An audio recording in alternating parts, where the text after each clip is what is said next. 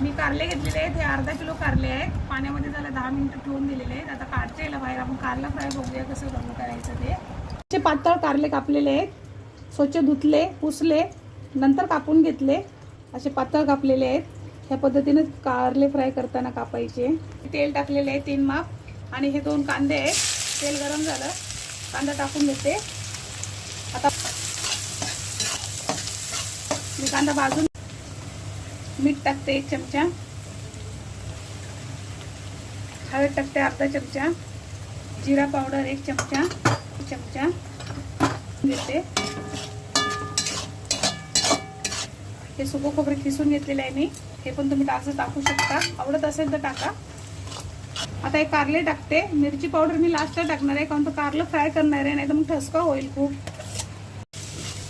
कारल्याला ना कंटिन्यू असं आलटी पलटी करत राहायचं, म्हणजे जळणार पण नाही आणि व्यवस्थित फ्राय पण होतील.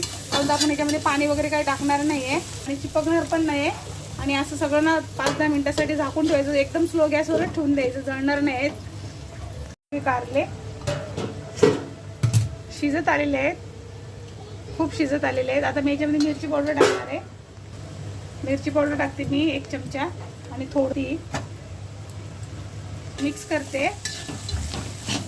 आता ठसका होणार नाही आहे. आता कारले शिजतच आलेली आहेत.